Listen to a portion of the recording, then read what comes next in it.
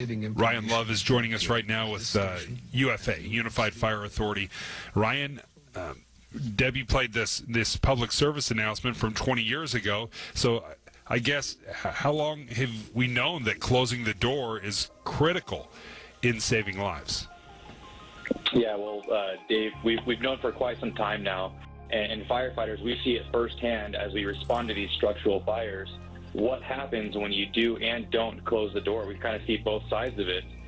There's been multiple times myself personally when I've responded to a structure fire, we've seen what happens when you close the door. So I'll paint you a picture. We'll say that a fire starts in a contained room. It's self-contained within that room. The door is shut.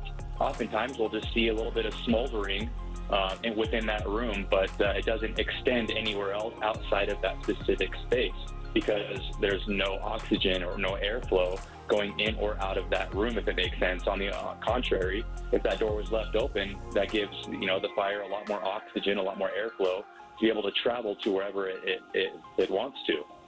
And Ryan, that's what happened in this apartment fire in the Bronx with these just two doors left open. The building, the inside of the building actually acted like a flue, like a chimney flue. And then the smoke just filled the entire building. That's exactly right, Debbie. A chimney flue, that's a perfect example of what it does. So what happens is if there's an opening anywhere else within the building and that door specifically to that fire room is open, the fire will travel to the path of least resistance, and it will travel to where the oxygen source is coming from. So we'll say that the majority of that structure, the windows were knocked out. Majority of the structure, the interior doors were left open. That fire room door was left open.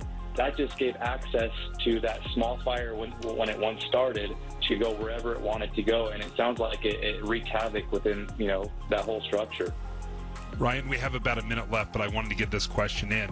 If you live in an apartment, what's the safest way? What's your escape plan? What's some good advice for those that live in apartments? Okay, number one, pre-plan. Understand if it is sprinklered or not. Many structures, if they're built, a while back, are not sprinklered. And unfortunately, they're grandfathered in, so they don't have to be sprinklered at this time. Number two, know an escape plan. Understand which routes you need to be able to exit your building.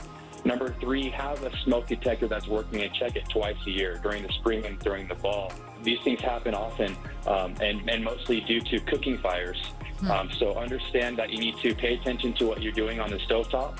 Have an extinguisher. You can purchase an $20 extinguisher at any home improvement store. Have that nearby, and then close that door. I think that's the key message here is if there's a small fire that you can't put out by yourself, close the door behind you, because more likely than not, that fire will snuff itself out and it won't cause any more damage.